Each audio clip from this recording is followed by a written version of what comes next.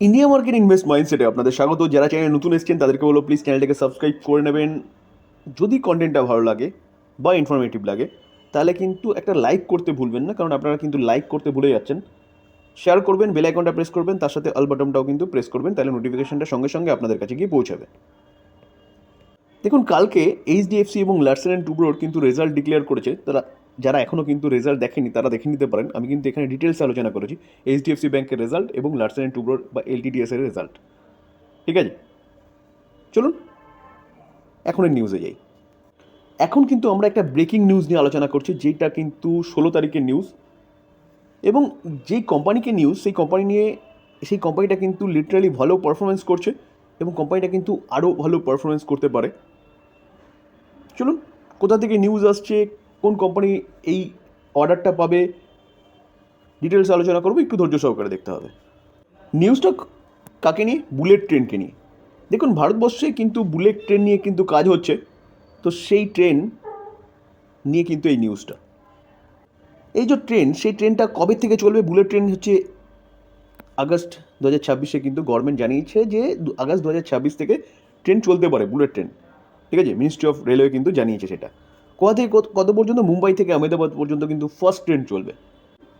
তো মুম্বাই থেকে যে আহমেদাবাদ পর্যন্ত যে বুলেট ট্রেনটা চলবে, সেই বুলেট ট্রেনটা চলতে গেলে তাকে ইলেকট্রিফিকেশনের কাজ করতে হবে। তো ইলেকট্রিফিকেশনের যে কাজ, সেই অর্ডারটা পেয়েছে কি এলএনটি। মেগা এক অর্ডার পেয়েছে কিন্তু হাই স্পিড ট্রেন চালানোর জন্য যে লাইনটার ইলেকট্রিফিকেশন দরকার, সেই অর্ডারটা পেয়েছে কি এলএনটি। তাহলে এলএনটি গ্রুপ হচ্ছে কিন্তু রেলওয়ে সেগমেন্টে কিন্তু কাজ করে। দেখুন, এলএনটি হচ্ছে কংগ্লোমেরেট কোম্পানি, সব সেগমেন্টে কিন্তু কোম্পানিটার এক্সপোজার রয়েছে। ইনফ্রাস্ট্রাকচার বলুন, রোড কনস্ট্রাকশন বলুন, মেট্রো বলুন, রেল বলুন, ডিফেন্স বলুন, সব ক্ষেত্রে, আইটি বলুন। তো সেই জায়গায় দাঁড়িয়ে কিন্তু মেগা অর্ডার পেয়েছে কোম্পানিটা হচ্ছে হাই স্পিড ট্রেনের ইলেকট্রিফিকেশনের জন্য। অর্ডারটা কোথা থেকে এসছে? দেখুন, অর্ডারটা এসছে হচ্ছে জাপানিজ এজেন্সি থেকে। কারণ ভারতবর্ষে যে বুলেট ট্রেন নিয়ে কাজ করছে কে? জাপানের একটা কোম্পানি। সেই জাপানের কোম্পানিটা থেকে কিন্তু এই অর্ডারটা এসছে। কত কিলোমিটার? দেখুন, 508 kilometre high speed electrification system হচ্ছে তৈরি করতে হবে for Mumbai to Ahmedabad bullet train project. ঠিক আছে, তাহলে 508 কিলোমিটার কিন্তু ইলেকট্রিফিকেশনের কাজ হচ্ছে এলএনটিকে করতে হবে। এইটা কিন্তু অফিসিয়ালি খবর। ঠিক আছে, যেখানে কিন্তু এলএনটি বিএসসিকে জানিয়েছে তারা যে এই অর্ডারটা তারা পেয়েছে। ঠিক আছে, তাহলে এটা কিন্তু অফিসিয়ালি খবর। দেখুন, এই যে ইলেকট্রিফিকেশনের যে কাজ করবে, সেটা ট্রেন চলবে, যে ট্রেনটা তার উপর দিয়ে চলবে কত কিলোমিটার বেগে চলবে? 320 কিলোমিটার বেগে। সেটা কিন্তু এমনি যেরকম আমাদের রেল চলে সেরকম ইলেকট্রিফিকেশনের কাজ নয় কিন্তু। এটা টোটালি হচ্ছে অন্য ধরনের, যেখান দিয়ে কিন্তু 320 কিলোমিটার বেগে হচ্ছে পার আওয়ার বেগে কিন্তু ট্রেন চলবে। যে জাপানের যে কোম্পানিটা এই অর্ডারটা দিয়েছে তার নাম কি? Japan International Corporation Agency, JICA. ঠিক আছে, এই যে অর্ডারটা পেয়েছে সেটা নিয়ে কিন্তু এলএনটি পস্টাবস্টি এখনও পর্যন্ত কত টাকার অর্ডার সেটা জানায়নি।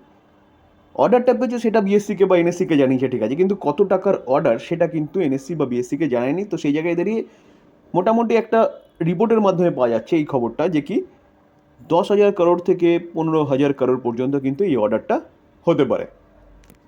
তাহলে অ্যাপ্রক্সিমেট বলা যেতে পারে এই টাকার অর্ডার কিন্তু কোম্পানিটা পেয়ে গেছে অলরেডি। দেখুন স্যার, মার্কেট কিন্তু আজকে নেগেটিভ, অর্থাৎ 1%-এর ওপরে, 1.5%-এর ওপরে কিন্তু মার্কেট অলরেডি পড়ে আছে।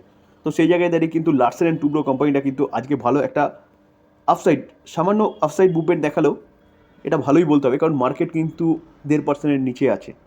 ঠিক আছে, তো এই কোম্পানিটির জন্য ভালো নিউজ। আর কোম্পানিটা কিন্তু ইনফ্রাস্ট্রাকচার ডেভেলপমেন্টের জন্য বেস্ট কোম্পানি। দেখুন, গভর্নমেন্ট কিন্তু ইনফ্রাস্ট্রাকচার ডেভেলপমেন্টের কাজ করছে। তো সেই জায়গায় দাঁড়িয়ে কিন্তু একের পর এক অর্ডার কিন্তু প্রতিদিন বেসিস এই কোম্পানিটা পাচ্ছে। দেখুন, আমরা যদি কোম্পানিটার 1 বছর রিটার্ন দেখি, দেখুন 1 বছরে কোম্পানিটা 62% রিটার্ন দিচ্ছে। কেন দিয়েছে? কারণ কোম্পানি টোটালি কিন্তু ইনফ্রাস্ট্রাকচার ডেভেলপমেন্টের কাজ করে। রোড কনস্ট্রাকশন বলুন, রেলওয়ে বলুন, মেট্রো বলুন। এখন কিন্তু কোম্পানির নতুন অ্যাডিশন হয়েছে যে কোম্পানিটার কাছে প্রায় 15,000 করোড় একটা কিন্তু অর্ডার হচ্ছে বুলেট ট্রেনের কাছ থেকে কিন্তু পাওয়া গেছে ইলেকট্রিফিকেশনের জন্য। তো এই কোম্পানিটার টোটাল যে অর্ডার বুক না, সেটা 4.5 লাখ করোড়ের ওপরে। তো সেই জায়গায় দাঁড়িয়ে স্যার এই কোম্পানি চিন্তাভাবনা করতে পারেন। দেখুন, কোম্পানিটা 5 বছরে এরকম রিটার্ন দিয়েছে, 5 বছর রিটার্ন দেখলে দেখা যাবে 172% রিটার্ন দিয়েছে। কোম্পানিটার রিটার্ন যদি আপনি ক্যালকুলেট করেন, রিটার্ন ক্যালকুলেট করলে দেখা যাবে কিন্তু 2020-র পরে কিন্তু কোম্পানি মেন রিটার্নটা এই 5 বছরে দিয়েছে। কেন দিয়েছে? কারণ 20-র পরে কিন্তু গভর্নমেন্ট বিভিন্ন রকম পদক্ষেপ নিয়েছে। আপনি ডিফেন্সের ক্ষেত্রে বলুন, আপনি হচ্ছে রেলের সেগমেন্টে বলুন, মেট্রো সেগমেন্টে বলুন, রোড কনস্ট্রাকশন বলুন, ইনফ্রাস্ট্রাকচার বলুন, তো সেই জায়গায় দাঁড়িয়ে কিন্তু one of the best player ভারতের মধ্যে, যে শুধু ভারতে কাজ করছে না, ওয়ার্ল্ড ওয়াইজ কিন্তু কোম্পানিটা কাজ করছে। তো এই কোম্পানি কিন্তু সেফলি আরামসে আপনি ইনভেস্টমেন্ট করতে পারেন লং টার্মের জন্য। কারণ কি কোম্পানিটা ভালো কোম্পানি, একের পর এক কিন্তু অর্ডার পাচ্ছে। আমরা যদি ম্যাক্সিমাম চার্ট প্যাটার্ন দেখি, দেখুন ম্যাক্সিমাম চার্ট প্যাটার্ন দেখলে দেখা যাবে কোম্পানিটা কিন্তু 19,500% রিটার্ন দিয়েছে। ঠিক আছে, আমি একটু আগে বললাম যে লার্সেন অ্যান্ড টুব্রো বা এলএনটি যে কোম্পানিটা, সেটা হচ্ছে কংগ্লোমেরেট কোম্পানি। দেখুন ইঞ্জিনিয়ারিং বলুন, কনস্ট্রাকশন বলুন, ম্যানুফ্যাকচারিং বলুন, টেকনোলজি বলুন, ইনফরমেশন টেকনোলজি বলুন, মিলিটারি বলুন, ফাইন্যান্সিয়াল সার্ভিস বলুন, সব ক্ষেত্রে কিন্তু কোম্পানিটার এক্সপোজার রয়েছে। তার সাথে সাথে যদি দেখা যায় তাহলে দেখুন মাইনিং সেগমেন্টেও কিন্তু কোম্পানিটার এক্সপোজার রয়েছে। মাইনিং, ঠিক আছে, ডিফেন্স ইকুইপমেন্ট এবং ভ্যাসেলস তৈরি করছে, হেভি ইকুইপমেন্ট তৈরি করছে, পাওয়ার জেনারেশনের ক্ষেত্রেও কোম্পানিটার কিন্তু এক্সপোজার রয়েছে, রবার প্রসেসিংয়েও কিন্তু কোম্পানিটার এক্সপোজার রয়েছে। তো টোটাল বিজনেসটা কিন্তু বেশ ডাইভার্সিফাইড, এবং এই কোম্পানি কিন্তু কোনোদিনও বন্ধ হওয়ার মতন কোম্পানি না। ভারতবর্ষে যতগুলো গ্রুপ আছে তার মধ্যে কিন্তু বেস্ট গ্রুপ বলা যেতে পারে হচ্ছে এলএনটি গ্রুপ। কারণ কারণ কোম্পানিটা কিন্তু বিজনেসটা ডাইভার্সিফাইড এবং ভালো কাজ করছে। আপনার যদি মনে হয় বা ভারতবর্ষের গভর্নমেন্ট কিন্তু প্রেজেন্ট যে গভর্নমেন্ট আছে সেই গভর্নমেন্ট কিন্তু ইনফ্রাস্ট্রাকচার ডেভেলপমেন্টের কাজ করছে। আমি সবসময় বলি যে কোনো দেশে কিন্তু ইনফ্রাস্ট্রাকচার ডেভেলপমেন্ট না হলে দেশের উন্নতি হবে না। কারণ কারণ দেখুন, যেই রাস্তা আপনার 10 ঘন্টা সময় লাগছে সেই রাস্তাকে যদি আপনাকে 5 ঘন্টায় করে দেওয়া হয় তাহলে কিন্তু আপনার অটোমেটিক্যালি কিন্তু ইকোনমিক গ্রোথ আসবে। কারণ সময় কম লাগছে, এবং সময় কম লাগার সাথে সাথে কিন্তু গ্রোথটা কিন্তু অবশ্যই বাড়বে। ঠিক আছে, তো এই কোম্পানিটা কিন্তু সেই মেন কাজটা করছে। আর এলএনটি গ্রুপের সবকটা কোম্পানিকে আপনি ট্রাস্ট করতে পারেন। আমরা যদি কোম্পানিটার রিজার্ভ দেখি, দেখুন 49,000, 51,000, 51,000-এর পরে কোথায় এসছে দেখুন 60,000, 60,000-এর পরে 66,000, 66,000টা কোথায় এসছে দেখুন 71,000। তো তাহলে কোম্পানি কিন্তু কন্টিনিউয়াসলি তার রিজার্ভ বাড়াচ্ছে। রিজার্ভ বাড়াচ্ছে মানে কোম্পানির বিজনেস ভালো হচ্ছে, প্রফিটেবিলিটি ভালো হচ্ছে, কারণ প্রফিট থেকেই তো রিজার্ভটা আসবে না। দেখুন long term boring, company long term boring আছে কত 9,000 করোড়।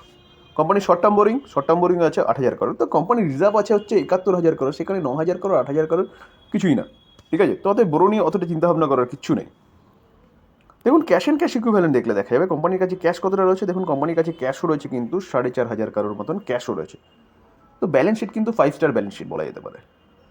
আমরা যদি কোম্পানির রেভিনিউ দেখি, দেখুন 84,900, 85,100।